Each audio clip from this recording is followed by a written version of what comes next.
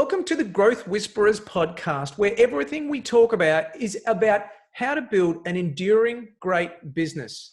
I'm Brad Giles, and I'm joined today by my co-host, Kevin Lawrence. Kevin, welcome. How are you doing today? I'm doing awesome, Brad. Looking forward to today's show. I'm sure we're going to have a real interesting chat today. Yeah, I think we might. So what do we got on today's show, Kevin? Well, we're going to look actually a little bit of inspiration from Ferrari and a theme they did to get people kind of back at work called Back on Track. We'll talk a bit about that. We're going to dig into one of the Collins principles, return on luck. I mean, he's the master of research of enduring great companies, but return on luck and really how do you make your own luck, or do you make your own luck? We'll dig into that. And then a little touch on mental health a bit. It's a passion that both you and I have, and it's mental health awareness for those in the US right now in the month of May.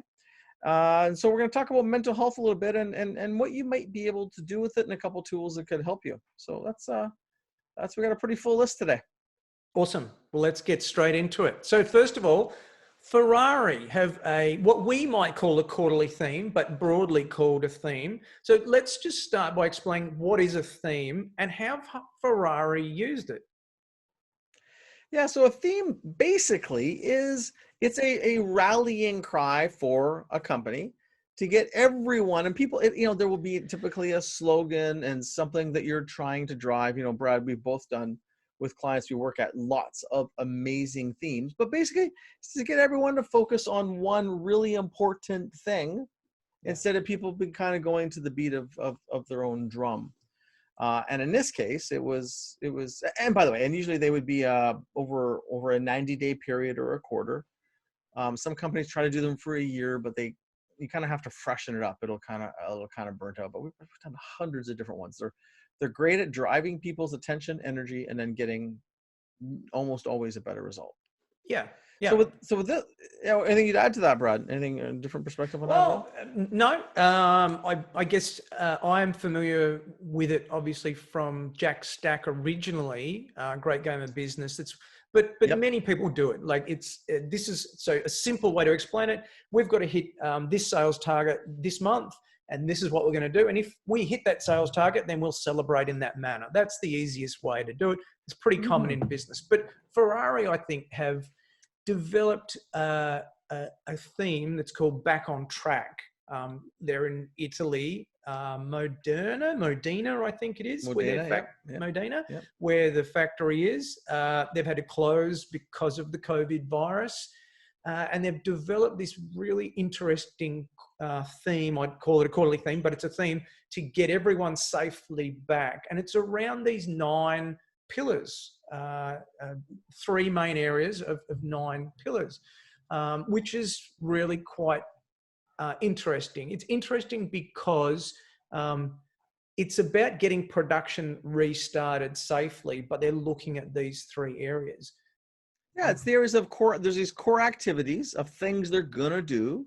It's like a 9-box grid, and then they've got them. And we'll put the link in the notes for the show.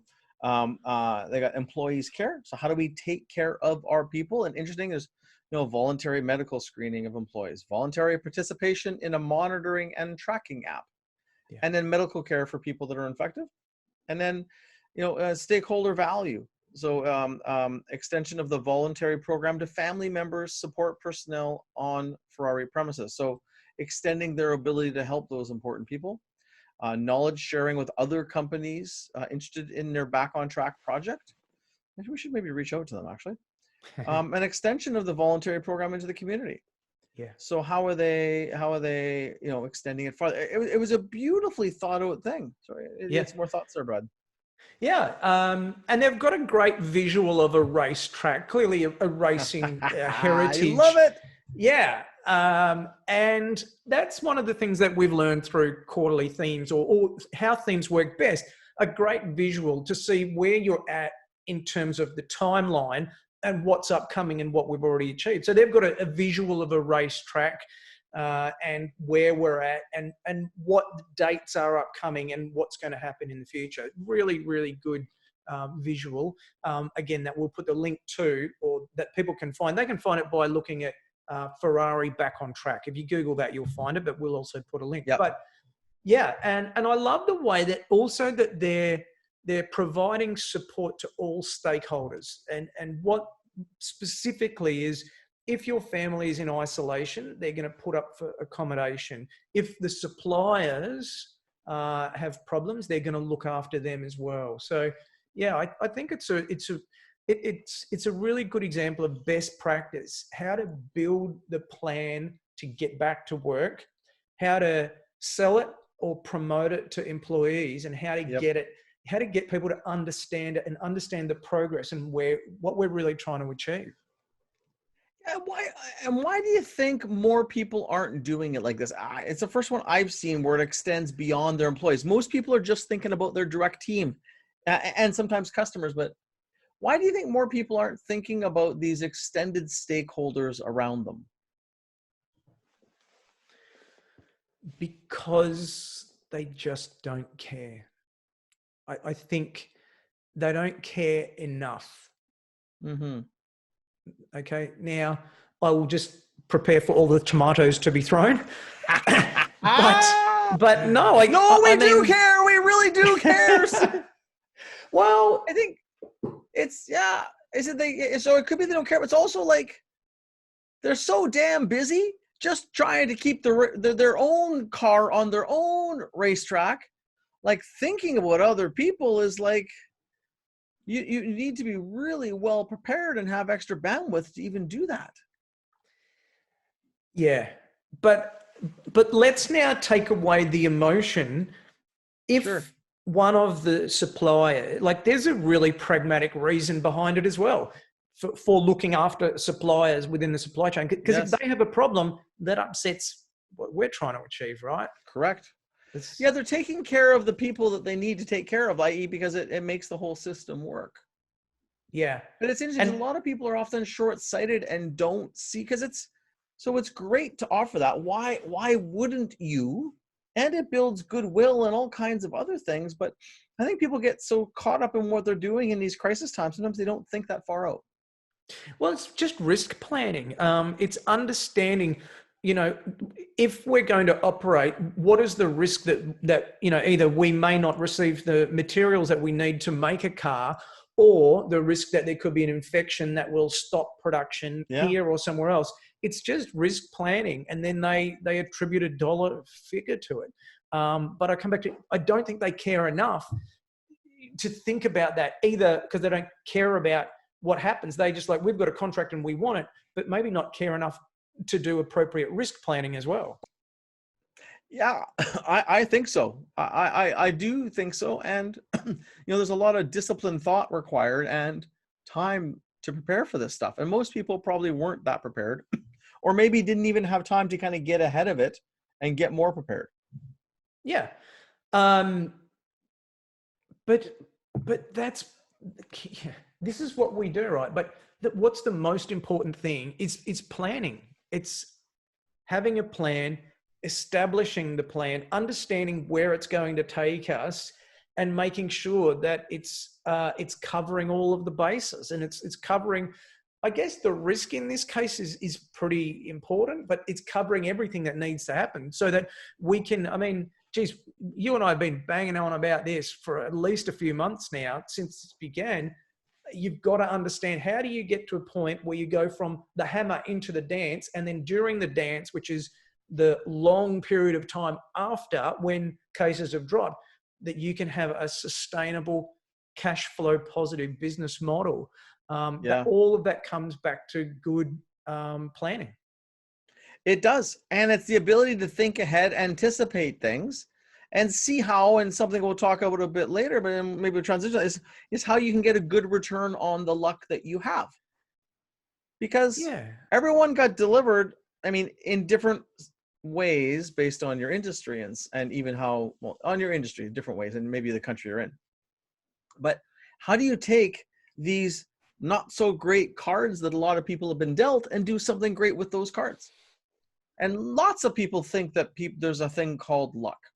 And, in this case of this virus, I would attribute there being some element of luck on being in certain industries. No two ways about it. Absolutely. That is like, if you happen to be in a heavy tourism-based region, in a completely tourism-based business, particularly if it's international tourism-based business, Yeah. it's hard. And again, there's ways to pivot and adjust from it for sure. There's a way to get a return. You definitely did get dealt worse cards than people that are an essential part of the food supply chain. Yes. They had their own challenges, but it's they have the luck of a lot of demand pulling them, or fortune should be in a lot of demand. But you probably have the same luck as your competitors. Absolutely. And that's the benchmark. Yeah. And that's what, and if we kind of switch and lock, so the Ferrari thing is awesome. We'll send you the link. It's some interesting thinking about how you can be even more prepared and how you can extend farther beyond the walls of your business, or the virtual walls of your business. But when the return to luck thing, when I read that book, and that was in Jim Collins' book, Great by Choice. Yeah. And I just, when I was reading it, and it was sort of like this extra chapter almost, and I was just like, wow. Because people talk about being lucky and, right place and right time and all this other stuff. And he went through and said that's basically, it's BS. Yeah.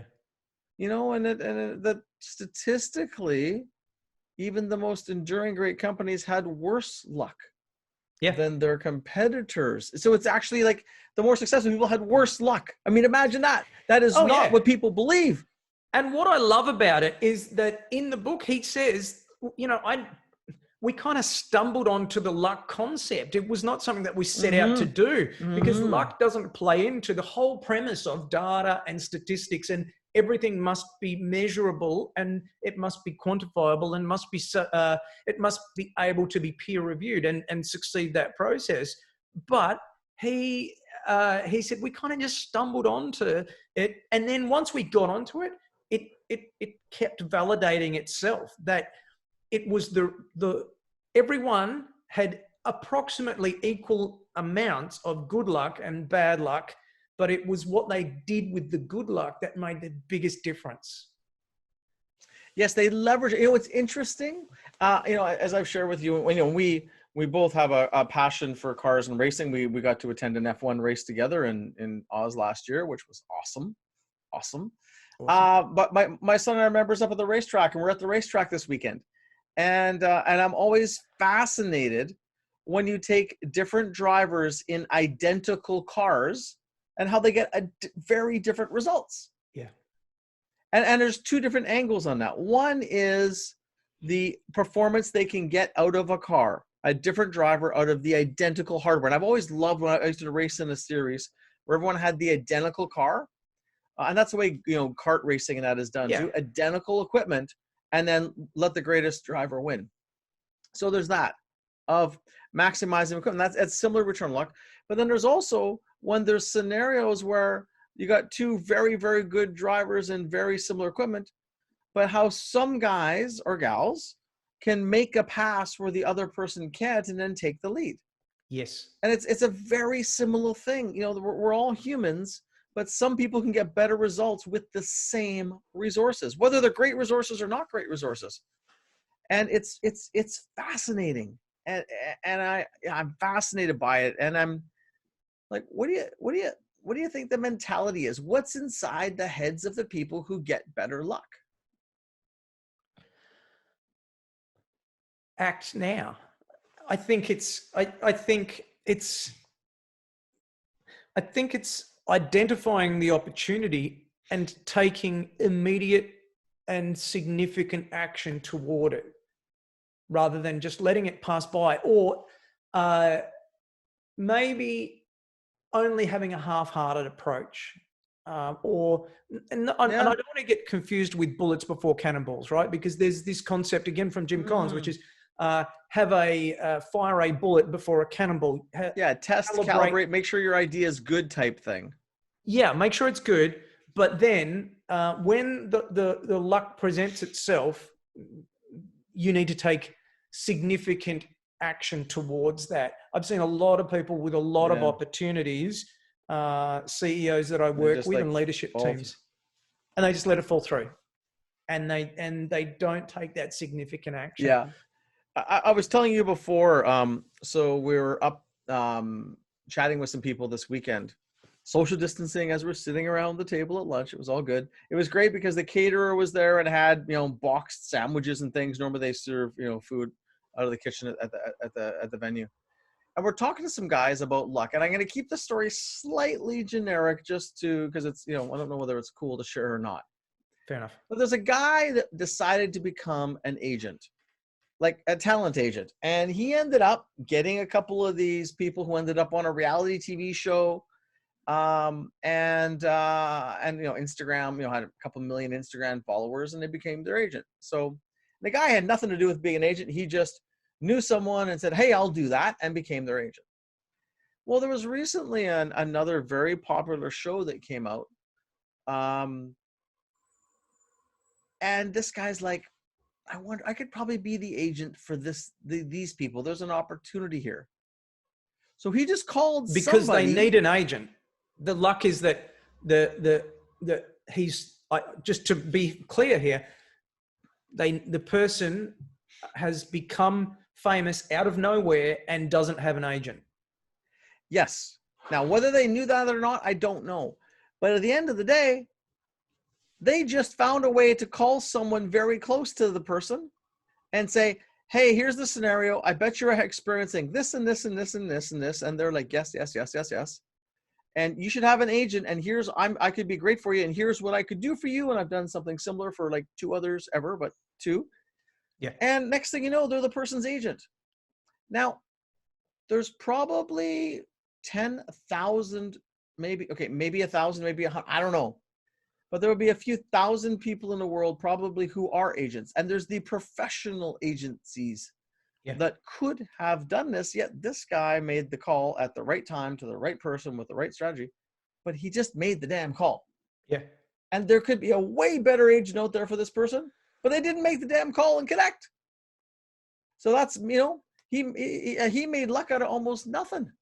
And from my best entrepreneurs that I hear it all the time. Yeah, I called so-and-so and had a chat with them. It can be a competitor, someone that they could sell something to. They just, no matter what the situation is, they do something about it. They take and I've action. seen the opposite. Go on, you've seen the opposite? No, I just seen, I remember one entrepreneur I worked with, and I'm like, he had notable challenges in his business. And there's things that made no sense. And I said to him at one point, I said, the structure of your company is ineffective. It's creating conflict, wasting time, and causing you to have to be in the middle of all kinds of things that you shouldn't be in. Yeah. And you tell me you don't like it. Yeah. Well, then we need to change the damn structure. And if you don't change the structure, you're going to be in the middle of all of these problems because your structure creates problems. And it needs them to be escalated up to you or your team. And he had a potential for an awesome business. And he could have done all kinds of great things. But he was wasting the luck he had. Like and finally I said, you're wasting your time and your money working with me. It's not going to happen because he wouldn't deal with some of those things. And it looked like the guy had bad luck. He actually just had bad execution.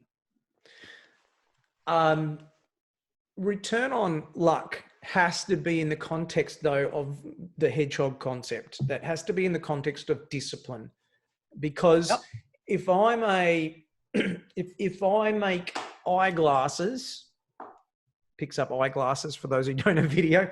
If I make eyeglasses and then suddenly I say, do you know what? Maybe we should start selling liquor because of this coronavirus. Not many people are going blind in the coronavirus, it's not going to work. You can't just pursue luck in any area. There's got to be some constraints and some discipline around it. I've seen so many leaders just pursue opportunities or luck that doesn't have a strategic alignment with what they're doing. It's right. With a high probability of success. Yeah. Yeah. Like I have one client we work with, they work in the medical space, right? A successful company in the medical space. Well, their core business is down 30%. Yeah. Right. They do a lot of stuff to help out hospitals and stuff like that. Well, they found a way to pivot and get it. And I may have mentioned this one last week, actually, where they filled that 30% gap in their revenue. It's a substantial mid-market company, plus 10% more in an industry they have never worked in, providing similar type of service to a brand new industry. Yeah. And they did this in a matter of a few weeks. So they took their core competence and transferred it. And, you know, and even they're very smart. They're even accounting for this 40% of their revenue as COVID revenue. Yeah. Because they don't even know if it's going to stick. Yeah. Right. They don't want to fall into this belief of, hey, we're good, we're not down. You're actually, no, they're down 30%. They happen to find some amazing, great business. It's a return on luck. They hustled to make it happen. Yeah. But they also want to not get too comfortable around it. So if I'm an entrepreneur, CEO, listening to this podcast, in the current COVID environment, how do we get return on luck to be that thought, that concept, to be something that's meaningful to them? How can they act on that? How do we make it tangible and meaningful? How can they think about return on luck right now? Now, it's hard, right? Because there are so many industries. Are you in the international travel industry that you mentioned? Or are you in the food industry that you mentioned, whereby, you know, revenues are up? But overlaying that is this concept of return on luck. So what do you think? I go back to my question is, well, what is the opportunity within this? Like, what can we do? Because sometimes we go, oh, woe is me. This is not right. This is not fair. You know, it's like, it's always, what can we do? And I guess that's almost like a return on luck question. Like, what can we do with these crappy cards? Right? So this could be the greatest opportunity of our lifetimes. There will be companies that come out of this. I think it is. Things are getting shaken up. It's a reset. I think it, for those that are prepared for it, I think it is an amazing opportunity. Amazing. Yeah. What the exact opportunities, I don't fully know yet. But there's not many times in a lifetime where you get to when everything gets shaken loose. Yeah. All the weak players fall out of the way. There's usually less people left to fulfill the demand. The big companies pick up some, but there's huge opportunity. And there'll be a lot of dissatisfaction in the market, which leaves room for new products and services and openness and interest to make change. Yeah. Like now, if you believe it's true, it's true. It's like the little engine that could. If I believe I can, I can. If you believe it's a great opportunity, you'll see opportunity. If you believe it's a great problem, you'll see nothing but problem. I think there's going to be some huge doors open up and huge opportunities for creative driven people. There's an entrepreneur who's listening to this podcast and he's saying, look, mate, are you going to answer that question that Brad posed you a minute ago? What's the question again? I know it was really good. I had some really interesting ideas that were coming to me. So please, no, that's okay. How an entrepreneur listening, how can that person use the return on luck concept now? Okay, so we understand what it is. We understand that return on luck is a statistical thing that works. How can they get better luck on how can they make use of the luck that they have, whether it's good or bad? How can they go a year or 2 or 3 into the future and say, I got a better return on luck than my competitors at this point in time? I fully believe it's and what I shared before is it's looking at what is the biggest opportunity out of this to make their business better. And whether it's because they're in a hole or because they're on a mountaintop because of what's going on, what is the biggest opportunity we need to chase? And too take simple, off take off the shackles a little bit. I think things are going to be different. Like you said, shaking the tree. Well, if this tree's being shaken, if things are going to be different, be prepared to do things differently. I think we'll never, ever go back to 2019. Things will never, ever be the same. No, I think it's going to change more than we're in the middle of it. Yeah. But it will change more. Like, I'm wondering if we get back on airplanes and do our, like, for me traveling almost every week to go to clients to have meetings, I'm wondering what that looks like. I saw another thing this week, and they said that to go on an airplane, it's going to take 3 to 4 hours of, let's say, bureaucracy from the time you get there to the time that you're sitting in the seat and the engine's beginning to accelerate. Like, the actual wait time, due to all of the safety concerns, is going to be significantly higher, therefore significantly more expensive. But for you and I, the time, it just makes it tough. Yeah, and there's an opportunity within that, like return on luck. I mean, there's people like us that deliver things face to face. And there's I've shared with you before, like, we've done some incredible work on delivering virtually. And, you and I collaborated on some stuff. You shared some tools that you used. We've taken them and worked with them. But we can deliver a very similar experience virtually. Actually, sometimes better. People think it's actually more productive than you can in a room. It's just, you don't get social time. But so there's an opportunity within that. And it's seeing it now. It's like, okay, now lots of people see that opportunity. Who is going to chase it and maximize it and do amazing things with it? So if you're just taking an entrepreneur, and let's say they happen to be in the automotive parts business, right? Whether they were retail or manufacturing, if you look at your situation, and I think if you tap into what is the customer going to need, and then you just hustle like hell. And you can also use the luck from the fact of, people are more willing to change. Your staff will be open to more changes. Yeah. It's it goes back to a quote we shared before from Winston Churchill, is don't waste a good crisis. Yeah. So what do you think? What do you think people can do to maximize the luck they're getting out of this? Or maybe some examples of what people are doing. Well, I think that I think that there is I think that there's the luck that you can see. I think that there's the action that you take or don't take. But then there's actually finding the opportunities. So getting out and scouring and trying to find every single opportunity that would relate to that. So going back to your example of an auto parts manufacturer, if you wait for something to pass your desk, it won't happen. If you know that great businesses are born out of this type of environment, do enormous amounts of research to identify the opportunities, to see what's out there, to look at other industries. I'll give you another simple example. So one, a guy that was a client going back to probably 5 years ago, he's become one of my really good friends.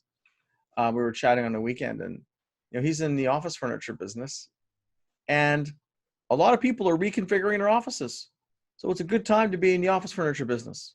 Yeah. And what he was sharing is that, he got invited to be on the panel to speak to a whole bunch of CEOs about how to adapt to getting back to work at work and how to reconfigure offices to make people feel safe and still be productive.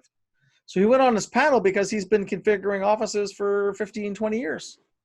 He knows it well. And he went and shared CEO to CEO. And of course, 5 of them like, hey, I need you, and I need you tomorrow.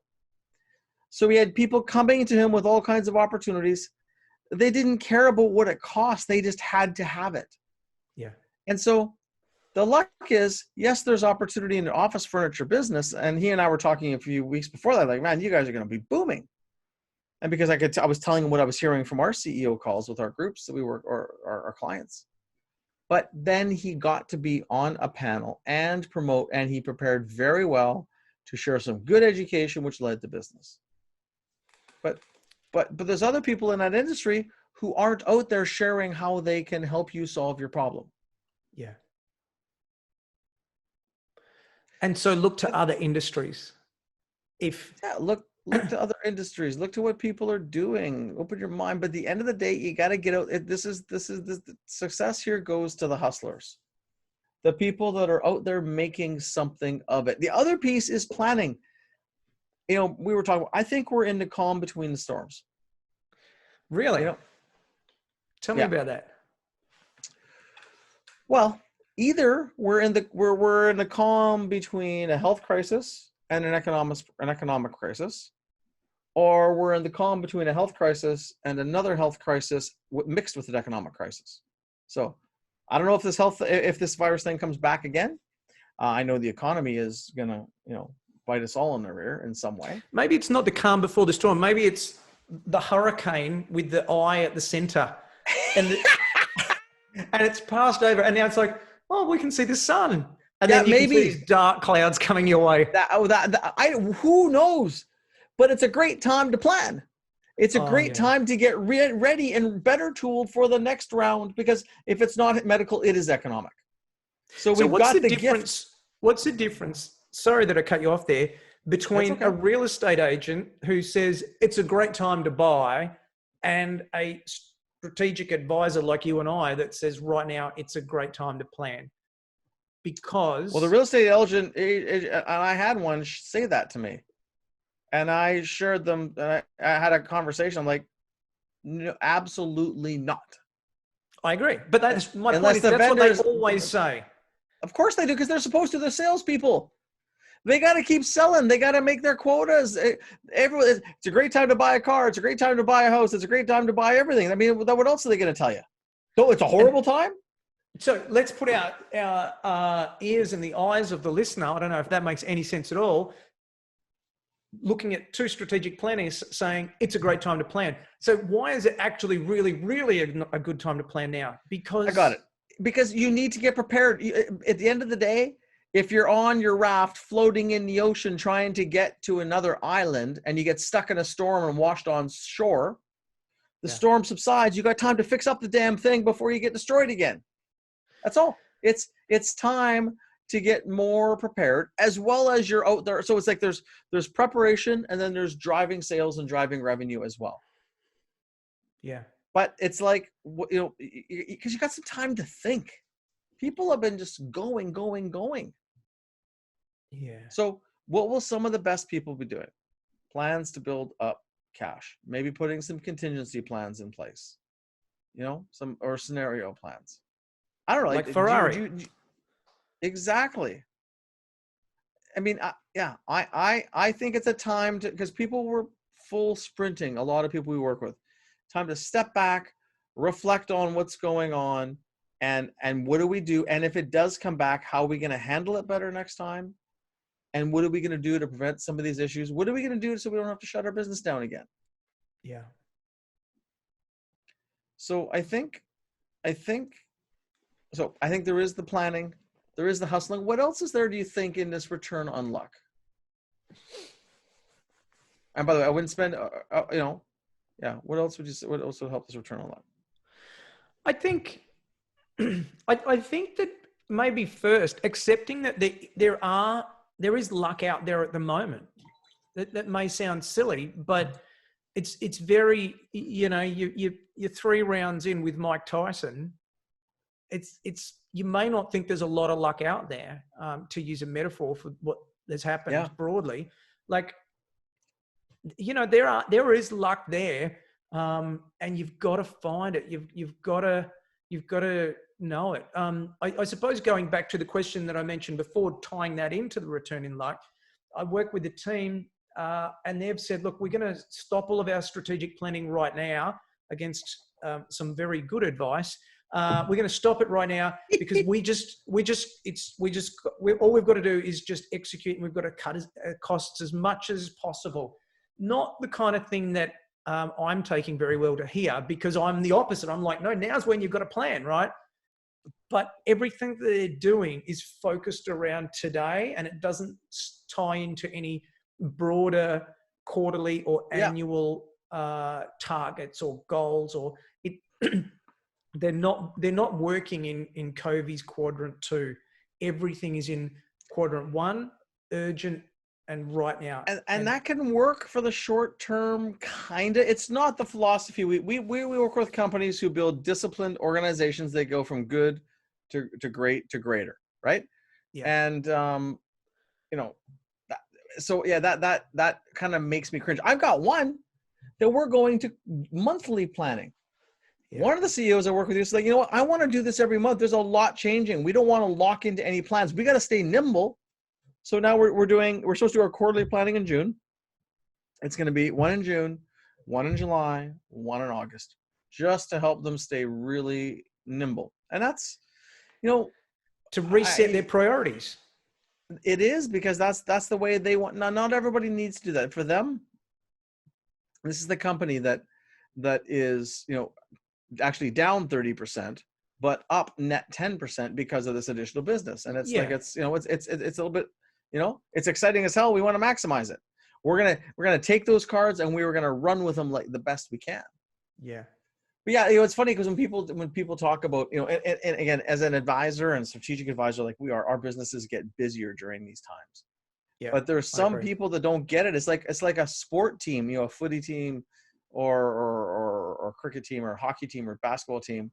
The team starts losing and they're not doing so well. So let's get rid of the coach. We can do this on our own. Yeah. And and some people don't need coaches. They don't need it. They can figure certain things out on their own. But it's the time to get the best advice that you can. And people have budgets. I got that. People got to manage their budgets and stay smart around that kind of stuff. So, well, the time that we spend with clients, I'm going back to quadrant 2, is we're talking and working on the things that are important and not urgent. Quadrant 2. Okay, so the things that they won't probably happen otherwise. They won't, exactly. And that's my point. They won't happen otherwise. So going back full circle to return on luck, like what's in quadrant 2? Are you spending enough time in quadrant 2? Because human nature, we fear from, our DNA fears there's a lion coming towards us. Everything is important and urgent. We're like, we've got to do things right now. So in order to maximize return on luck, step into quadrant 2. Make sure that you're stepping outside of that horrible, urgent, important environment. So my team and I just had our first meeting tonight before we did this. And because we've been doing a lot of urgent, and maybe I'm talking about myself earlier where it's the time to plan, but we were doing a lot of stuff and we were doing on the fly. What do we do? How do we, what do we do for our clients? How do we calibrate? And it was a lot of urgent and important. Yeah. But now we're into the not urgent but important. And that's then we had a 2-hour meeting tonight. I was 15 minutes late, so it was less than a 2-hour meeting. But I was talking to another CEO that needed some help with something for a few minutes late. But we were talking about planning, and we were looking out into the rest of the year of some different ideas that we would do. Take into account what's going on, new needs that our clients have. We've been bringing all of the CEOs we work with together once a week, which will go probably every 2 weeks now. But what's working, what's not, let's brainstorm, let's troubleshoot together. It's been really powerful. And we had some other ideas for some things that we would do to add more value to our core clients. But we're talking about something in June or maybe September. But we're back to looking out farther again. And and it's healthy for the business to stay strategic, because if you stay day to day, you can run right off the cliff and not even realize it. Yeah, you can get blindsided very easily, and not work on the really important things. So that kind of brings us to the next topic. It's Mental Health Awareness Month in the US. In all of our lifetimes as a society, it makes me wonder if this is the largest, the COVID pandemic and the subsequent recession, this is the largest mental health issue or crisis or challenge that we're all facing, all of us. So let's maybe think about that for a second. And also, how does that affect entrepreneurs? We've just been speaking about how they've all been in quadrant 1. Work as hard as you can just trying to save the business or just trying to understand the threat, all of the things that have been happening. If ever there was a time that mental health was important, it's now. And so I guess we wanted to quickly touch on that. Tell me, what are you seeing in this arena without... People are cooked. Yeah. Like, I'm having conversations. Like, you know, we both use this resource called the Mental Health Continuum. It's in both of our books. It's very powerful. And it shares and shows that you can see when you're green, mentally, green good, fades to yellow, goes to orange, and then it goes to red. After red, you're dead. Like, it means you fully lost it, melted down, and either an institution or leave the planet. It's, you know, it's serious stuff. But as I'm, you know, so you move along this, I have noticed myself, I've been going, like, I'll touch green and then I'll go yellow, orange, touch a red. And I'm like, it'll happen. Like, sometimes I used to burn myself out every 3 to 18, 24 months. Push myself too hard. And when you burn out, you go from green to yellow to orange, and you start touching on red, and you start, you know, getting wiggly and wobbly, and then you can come back. Although sometimes people don't believe you can come back, but you can always come back. But I've been doing that like 2 or 3 times within a week sometimes. No, I'm serious, man. Like, I mean, I push myself hard, and like, I'm wired like I am an entrepreneur. I've been an entrepreneur my whole life, doing all kinds of stuff. And I push myself hard.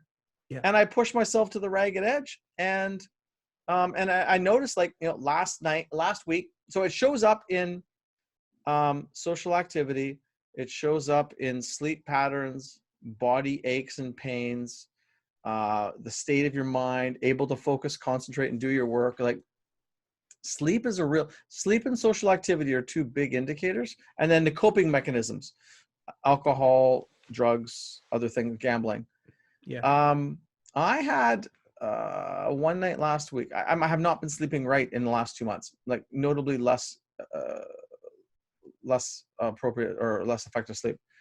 And then I'll share with other CEOs in a second, but I had a night where I woke up at like 12:30 or 1 in the morning, wide awake. I was awake for 3 hours. Wow. I started watching a Netflix documentary because I'm awake. I can't sleep. Yeah. And I tried everything I normally would try. Couldn't get back to sleep. I had a few days like that.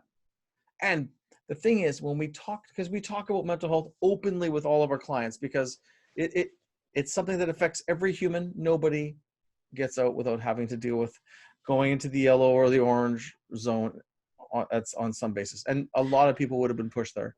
But it's I just lost my train of thought. I was thinking about the visual there. That's because you missed out on 3 hours sleep recently. Exactly. Oh, I know what it is. But I talked to lots of other people, and when we have sessions, you know, 30 people, who's having problems sleeping more than normal, 80-90% of the hands go up. Who is drinking more than they normally do? Almost most hands go up as well.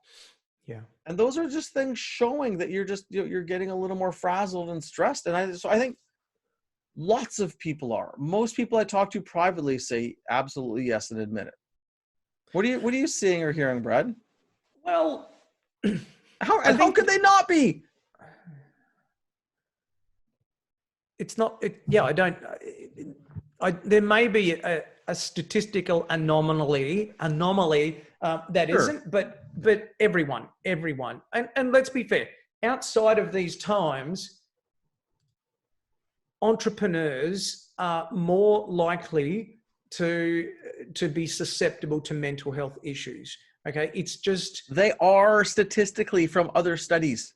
Yeah, it's where the data lies. So yes, in these times when it's more stressful and everything that you've worked on is on the line, and you're getting all of these silver bullets coming at you simultaneously, not only is it your personal health, that of your family, your business, and then there's this tidal wave, which is the pending recession. What's that going to? All of those things, and plus trying to support and look after people. Yeah, it's an incredibly challenging environment. So I want to just elaborate on what you said about the mental health continuum. This is the tool that you and I both go to. It's in both of our books. So Healthy brings up a tool that he can't read on the screen.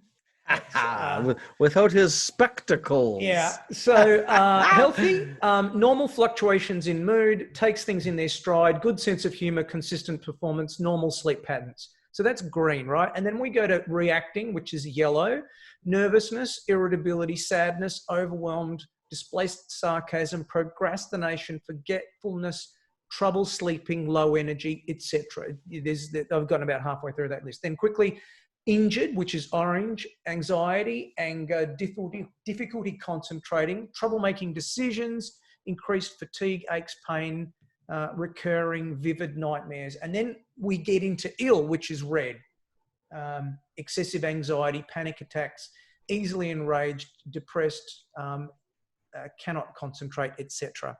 My point is, this is a go-to tool that we recommend for the CEOs that I work with, and I know that you do as well. And do you know what? Also for yourself. So if you want to get some kind of dial on where are you at today in this terrible crisis, I would suggest you Google the mental health continuum model. That's CONTINUUM, and see where you're at, because there's a point at which, as leadership advisors or coaches, we can help. But then there's also a point when we want to go to professional help. And your partner can't help you, your wife or husband or whoever can't help you, your friends can't help you, your coach can't help you. And it's important to know where are you at the moment, but then also for that of your team. So your team, you might be looking at your team's member and saying, well, person X, where are they sitting? Kevin, how do you use the mental health continuum model with clients? Yeah, we teach it. And even for all of our clients, we're telling all of our clients, look, if you want someone to come and do a mental health talk, understand the model so you can self-assess. And then if you need to get help, give you some ideas of the help to get. We'll do that, and we do it for free because people need it. But we use it all the time. It's become a language in our clients. Like, hey, yeah, I'm kind of a little orange today, right? Even when we do these CEO sessions, we have them do a poll to say where they're at. Not always, but on some of the sessions. So I bring it up so people can see it and understand, and people can get when your brain starts to get cooked and you slip into yellow or orange. It's not that you're weak. It's that you're normal, and the stress is just pounding on you and getting to you. That's all. And you can come back. And we do a lot of stuff around resilience rituals, which my book is basically about, your oxygen mask first. And there's a bunch of things in there, but the resilience rituals is a big thing. It is a huge contributor. And by the way, my exercise slipped in the last couple of weeks. So I haven't been doing my exercise and writing as good as I could. I started off strong. I think it just faded as I got tired. And I can make all kinds of excuses. So we get them to understand the model, socialize it, normalize it, and get leaders to talk about their experience so it drops a stigma. Yeah. And they get people at a minimum knowing and committing to their resilience rituals.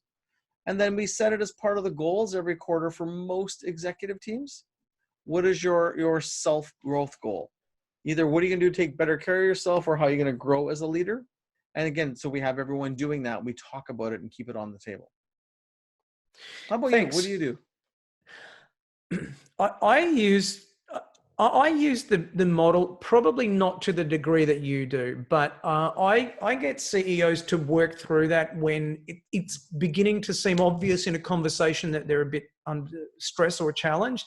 Then when we talk about people on the leadership team, when I'm speaking with the CEO and coaching them about people on the team, I'll often say, where are they? Are they in the yellow or the amber? What's happening? And why might that be? How can we support that person? Or we know that this person is an A player. We know that this person can achieve. But we all go through ups and downs, and we've got to think about what this person's behavior is doing through this mental health continuum lens, because then we can kind of look at it. I love it that it's a continuum, because if we translated that to our physical health, we could say, well, the person, or if I said about my physical health, I could say, well, I'm not sick, but I'm not healthy. I've been eating a bit bad. I haven't been sleeping that well. My immune system's a bit depleted. Like, I'm not sick, but I'm not healthy. And that's why I love that it's a continuum. Yeah, and I love that it helps you to understand what changes, and you can see that it's normal and natural. So look that one up. I think we're about there. Should we wrap up there, Brad? Sounds good to me. Yeah. So hey, thanks for listening today. We're happy to share these things and share things that we think will make a difference in your world. That's what we're passionate about, and we love sharing our different perspectives, and we hope you find it valuable. This has been the Growth Whisperers podcast. I'm Kevin Lawrence. This is Brad Giles, my good friend down in Australia. And for the video version, go to YouTube and just search for the Growth Whisperers. To reach Brad, it's evolutionpartners.com.au, or to get me, Kevin, it's lawrenceandco.com. You can find us there. And if you have any other comments or questions, let us know. We're happy to receive your feedback and get ideas for other things you might like to hear on the show. Have an awesome week. Thanks very much. See ya.